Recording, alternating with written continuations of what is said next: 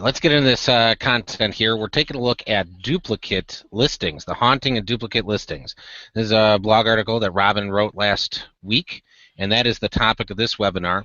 And I want to share a couple experiences that we've had over the last couple months, or even 4 months, of different situations where we have duplicate listings that were haunting our clients that we have to solve. So one of the things that's really important with search engine optimization is having one Google My Business listing and having everything else on the internet match to it.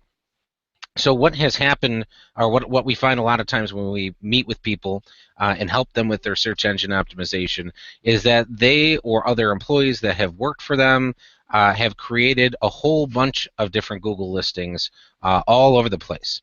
And that causes a huge problem because now you're sending mixed signals to Google about what is the one true location, address, phone number, business name of your business. So you really want to keep it to one. There are a few exceptions. Google offers some options. If you're, let's say, a doctor's office and you have multiple doctors in your office, you can do you could have each doctor be a practitioner at that place, but they have a certain format that they want you to follow, and that is usually it's like the doctor's name colon the practice name, or the practice name colon the doctor's name. So you're allowed to have those per each practitioner. But what a lot of folks do is they don't really pay attention to the importance of having the name, address, and phone number for the main business be what is used for their citations to boost them up online. So when they do have these practitioners, they don't have a different address and a different phone number for each one. They just use the same phone number and address as the main business. And that causes a problem because then, again, you're sending mixed signals. So some people might think, well, each doctor doesn't have a different phone number and address at this office, and that's where I would say, well, we need to create fake suite numbers or something along with different phone numbers that are maybe in your phone system to be able to differentiate to Google which one of these is, so we're promoting each entity or each Google My Business separately. So I've seen this with real estate agents. I've seen it with we've recently been working with a lot of different chiropractors where some of their former employees have tried to create a Google listing, and they've been attached to like a Google account, and they can't get back into it to claim and verify it. So they're like, I'm not gonna deal with this right now. I'm just gonna create another one, and that begins to create a problem because ultimately we want one Google My Business listing, and then we want everything else on the internet, be it the Facebook page, the Yelp page, or any other directory listing that exists on the internet, to match exactly to that one Google listing. So having the duplicates really causes a problem.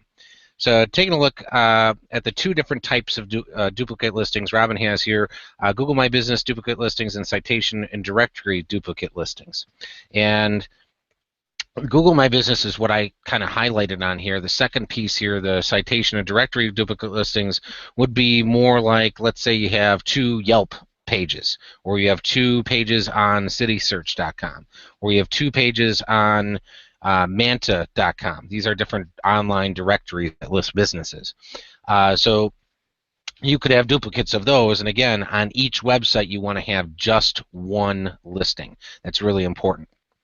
And so if you do find, if you are going to clean up your citations, you want to make sure that before you start creating anything new, you're double checking to make sure there's something that exists to make sure that you can claim and verify that listing rather than creating something new, so you avoid creating the duplicate.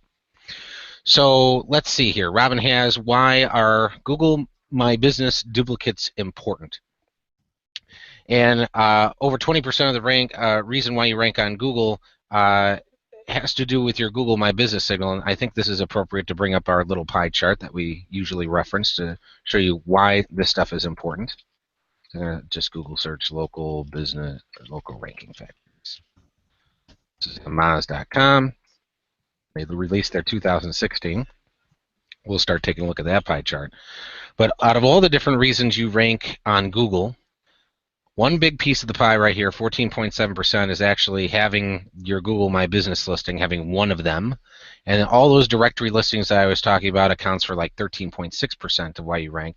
And all this stuff together is almost just under 30%. These are what we're talking about, not having duplicates in these sections of the pie. That help you rank on Google. So cleaning this stuff up and fixing it, making sure you only have one, making sure that it's consistent and that it matches your Google My Business, that's essentially what we're talking about. And it has a huge impact of why you rank locally, as you can see here, 14.7 and 13.6%. So coming back here, potential problems of ignoring the duplicates. Reviews, so let's say you get reviews on Yelp, or you get reviews on Google, or on Facebook, or any of these other sites that are out there. If you have two different listings, your reviews could be split among the two listings. And not all these websites, if you request that they merge them together, will actually merge your reviews together. They might just drop off. The other thing is, Google My Business listing is trusted, therefore all citations trust Google, therefore trust and copy your information from your listing. And what that essentially means is, if I'm going to create a citation for Awesome Dynamic, I want to make sure that I'm copying the information directly from Google and putting that in all these other places that exist on the internet. And if I only have one Google listing, that's going to be no problem. But if I have two, potentially the information between them could be different. So look here. If I Google Awesome Dynamic, I only have one, and I'm very sure of that. But you can see that my business name is Awesome Dynamic Tech Solutions, Inc. Period. It must be exactly that. And then we see 312 Peterson Road, space #100, and then Libertyville, Illinois. And there's the phone number. So we want to make, if I only have one and I match everything to this, that's exactly what we should be doing. But if we have a few of these Google listings, that can start to cause a problem, especially if there's variations in the name, address, and phone number, which is something that we talk about as one of the most important things for local businesses to rank. Down here, humans use it. Yes, humans use real data from your Google My Business listing to find your website, call you, read reviews, make sure it's the right listing showing up, and there's only one out there that you control. So again, if you have a whole bunch of different listings that exist out there, it's important to get them cleaned up, because you could have one that has horrible reviews. You could have one that has great reviews. You have one that has inaccurate hours. You could have all sorts of misinformation out there. Maybe one doesn't even connect to your website. So those are all different things that unless you have one true source of what your information is on Google, that could cause a potential problem for people who are trying to find information about you. Let's go back here and see the next portion here, inconsistencies and duplicates. Most of the large search publishers collect listings from a variety of sources, some as many different as 50. Let's see here. Great example that you don't want to miss out on duplicates. All right, so Robin writes an example here of how you could have some different duplicate listings. So she brings up an attorney's office, James Smith, PPC, and it's also found as James Smith, attorney at law, and then thirdly, James Smith, PPC without a comma. And these are three different listings that she had identified for somebody that she may have worked with or something on the internet. And these are three totally different directory listings in Google for this particular person. Whether this is made up or true, but we see this kind of stuff all the time. And we can see that there's former addresses, wrong suite numbers. So a lot of times when businesses move, they don't go and change their existing Google listing to the new location. Maybe many years has passed since the first one was set up and was claimed by somebody, so they just have somebody in their organization, just create a new one under a new address. And again, that's causing problems rather than fixing the problems.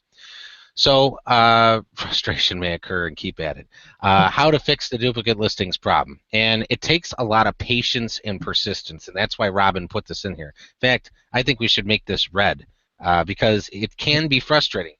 Trying to find those duplicates, you might have to call some of these companies that are out there. So if you go to, let's say, Manta.com and you see that you have a couple Google listings there, or I'm sorry, a couple of directory listings there, one of them might be easy to get control. The other one, maybe there's some sort of glitch on the website, doesn't let you control it.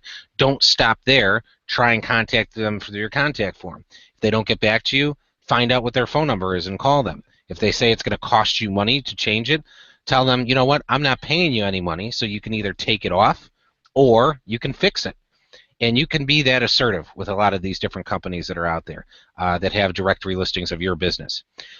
So those are important points to take a look at. Duplicate listings, the new zombies. So the reason why duplicates won't die, shooting them in the head through.